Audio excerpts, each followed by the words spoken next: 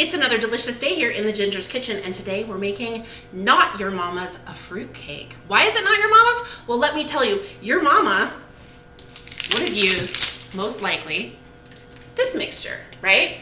It's all very familiar, candied fruits, very, very sugary. Not that this isn't, but this is what my mom used. Right, Mom? She's watching, I'm sure. And maybe her mom too, I don't know. But there used to be a way to make it without this and with this instead. I've got a bunch of different fruits here, and I'll talk about all of those here in just a second. One thing I did want to mention, I could not find currants. I went to 3 different stores, but that's not the end of the world because you can replace currants with dried cranberries. So not the end of the world, no big deal. So fruitcake is one of those things where everybody's like, I don't like fruitcake. I don't like fruitcake. Well, have you had it made this way? Maybe try it a different way. The way this came about, I was at the grocery store with Jody. Hi, Jody. And he was like, you know, there's this one food I really like that most people don't like. I'm like, what's that? And he goes, fruitcake. And I went, me too. And so I decided to make a fruitcake. The good news is it's going to be delicious. The bad news is that it takes like 2 weeks before it's really, truly ready. And we'll get to that later in the video. So what I want to do is prep my ingredients that I have here. 1/2 cup dried blueberries, 1/2 cup dried cherries, 1 cup dried prunes chopped, 1 cup dried dates chopped, 1 cup dark raisins, 1 cup golden raisins, 1 cup currants. If you can't find currants, you can replace them with cranberries like I did. 3/4 cup butter, 1 cup dark brown sugar. Then we've got 3/4 cup molasses, which I'll measure out. 1/2 cup coffee liqueur or dark rum. Zest of 1 orange and juice of 2 oranges. Zest of 1 lemon. I have some allspice here. I didn't have any ground, so I'm just going to take my mortar and pestle and grind it up until it's more of a powdery, and it doesn't take long. It goes really quickly. I also need to zest my orange, one of my 2 oranges, and my lemon, and juice both of these oranges. So what I'm going to do, I've already juiced one of my oranges. I am just going to zest right on top of this fruit because I'm going to put it all in the same pan. And this is a coarse zest. Okay, and then the same thing with the lemon.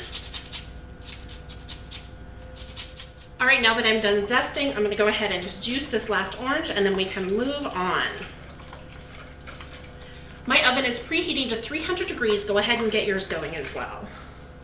Now, to test out Jody's knowledge, I sent him a picture of the ingredients I had out at the start, and I said, name that dish. And he said, some sort of cranberry raisin fruit salad? I said, no. He said, bull beep. You're probably wondering who Jody is. I guess you'll have to wait and see. Okay, now I'm going to take my ingredients. I'm going to get my butter melting in my pan. Okay. Then we're going to start adding the rest of this, but I want the butter to melt just a little bit first.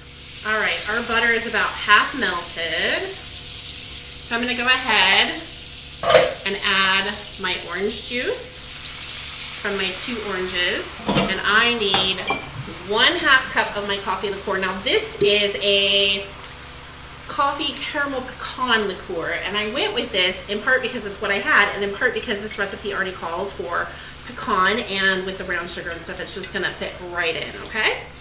So, and like I said, you can use a rum too. I need 3/4 cup of my molasses, which I obviously have not opened yet.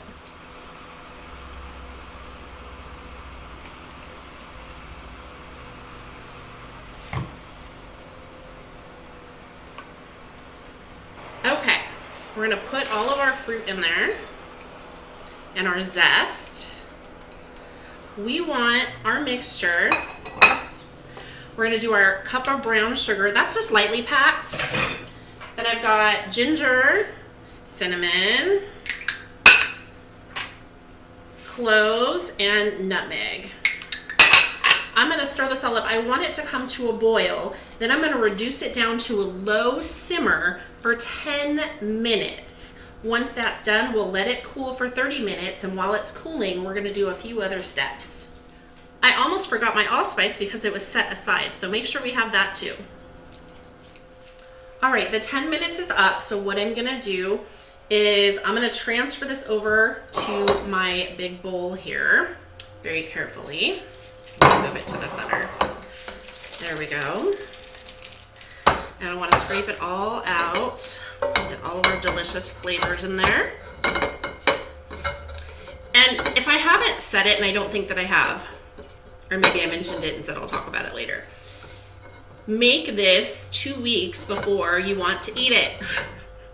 Now, I'm gonna set this aside. I need it to come to at least room temperature on the cooling. So 30 to 45 minutes, depending on the temperature of your house. Then we're gonna add the rest of the ingredients, and I'm gonna set this aside and we'll talk about those. But before we do that, I have a tray of pecans here. Now the recipe says 1.5 cups plus an extra 1/2 cup for topping, but Jody asked me to put more in, so I'm putting more in for Jody. So I'm gonna toast these for 5 to 10 minutes. I'm gonna keep an eye on them in my preheating oven, so that's kind of convenient. And then when it's done, I'll reserve some for the top of it, but the rest of it I'm gonna chop up once they cool. All right, while the pecans are toasting, I have a 1/2 cup of almonds and I need them to be crushed. So I'm just gonna use my food processor and get those crushed up.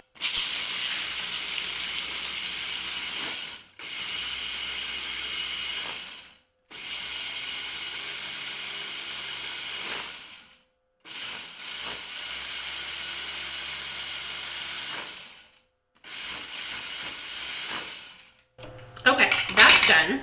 And I know what you're thinking, well gosh, couldn't I just use an almond flour? Well, of course you can, but why would you? It's not gonna have nearly as much flavor. So I'm gonna dump that right on in there. Okay, then I have 4 tablespoons of cocoa powder, and that's a nice good quality cocoa powder.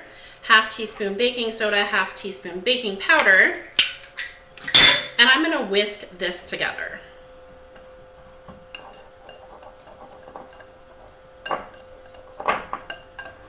Until it's well blended.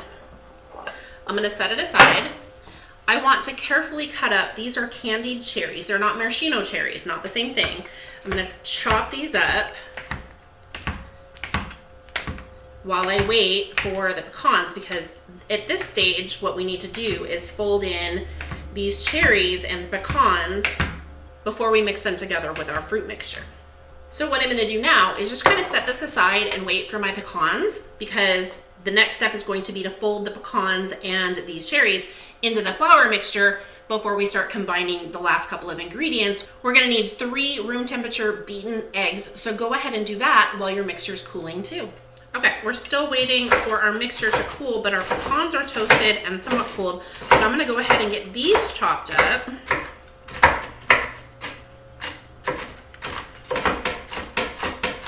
And it's a coarse chop, not a fine chop. I should also mention that I've pulled about 1/2 cup of unbroken pecan halves to top our fruitcake with. And that's optional, it's for decoration, you don't have to do it. Okay, I'm just gonna check and make sure there's no large pieces. If there are, I'll just cut those down a little. I'm gonna go ahead and put these in my bowl. And because I used extra, it's gonna be a little full. All right, we have a couple more steps and then we're gonna be ready to bake. I'm gonna take my cherries and get those in here. They're very sticky. Okay, and I'm just gonna give this a little mix.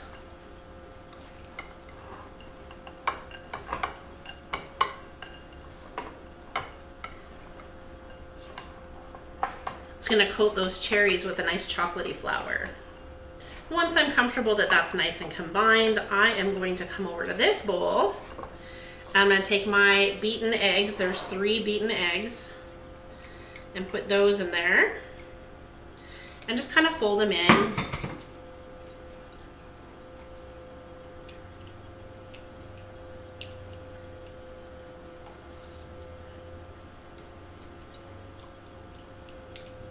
Once that looks like it's pretty well mixed in, I'm gonna start adding my dry ingredients. And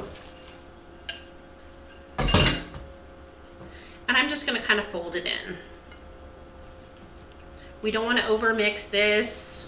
We're not trying to make a dough. We just want all of the dry ingredients to no longer be dry. Now, this is my springform pan, 9 inches. I brought it out and I'm like, gosh, that looks small for a 10-inch or 12-inch. It's because it is. And I have my parchment paper. You can cut it. You can cut it to fit the bottom and then take the springform off. I'm not gonna go through all that trouble this time. I'm gonna smash it in there and fold it over the sides. Now I'm gonna pour this in there, but not let it overflow. And we'll see how much is left, if anything. Oh, it might fit. Maybe. Let me scrape that off and fix these sides here.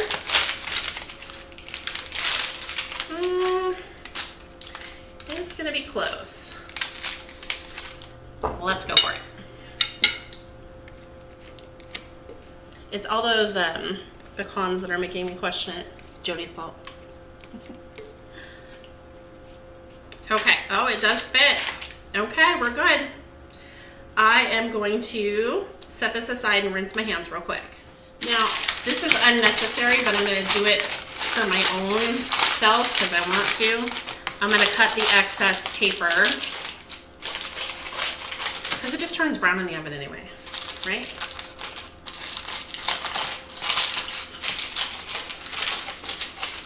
Okay, this next step is completely optional, okay? I'm going to decorate my cake, and these will sink if you're pushed even a tiny bit.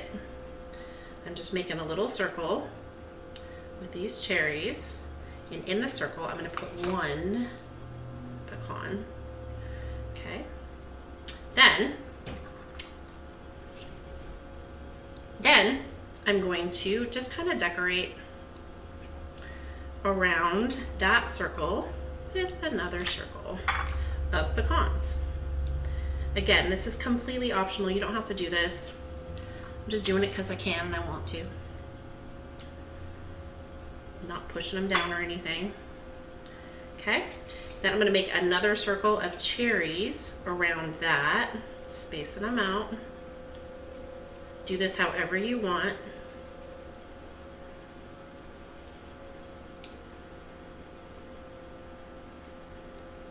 I'm gonna stick this in the oven, middle rack. It is going to bake for an hour and a half to 2 hours at 300. When you stick a toothpick in the middle and it comes out, a wooden toothpick in the middle, and it comes out clean, and the center feels kind of firm, it's ready to pull. It's not like another cake where you want it to jiggle a little bit. You don't want it to jiggle. You want it to be kind of firm to the press, and you want your toothpick to come out clean. So I'm gonna stick this in, I'm gonna set a timer, and then I'm gonna clean up. All right, it's been about an hour and 45 minutes, and I am checking this. It feels really firm. I'm gonna take my toothpick and put it down, and it did come out clean. So I am happy with this. Look at how beautiful that is. Some of my cherries sunk down, and that's okay, that's okay. It still looks beautiful. So here's the next step. We're gonna let this sit until it is 100% cooled. We're not gonna take it off the rack. We're not gonna take it out of the pan. We're gonna leave it just like this. We're almost done with our fruitcake. We have a few more steps to go, but before that happens, I have a special guest to introduce to you. Hello, I think she just called me a fruitcake. I mean, not directly, but I kind of implied it. I think so. It's what you get for asking for extra pecans. I like the pecans for sure. I guess I'm a nut. Well, look, I put a bunch on there for you. You did do well. I did. All right, so. Can I have one? No. What? This isn't ready for 2 weeks. 2 weeks? 2 weeks. 2 weeks. So we're I can't gonna sleep with that thing in here for 2 weeks. Oh, but you can. Okay, okay. And you will. So we're gonna take off our ring, and we're gonna peel this off. And what we're gonna do is we're gonna wrap it in saran wrap, and every 2 to 3 days we're gonna check it. And then if it feels a little bit dry, we're gonna take our brandy and spritz it. You can baste it. If it feels dry, that's what we're gonna do every 2 to 3 days for the next 2 weeks. Our cake is not ready until then. Once you've done that, 2 to 3 weeks, you're good to go.